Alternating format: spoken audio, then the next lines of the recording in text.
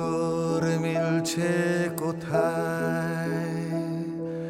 কি লেখা শালিকের ডানায়?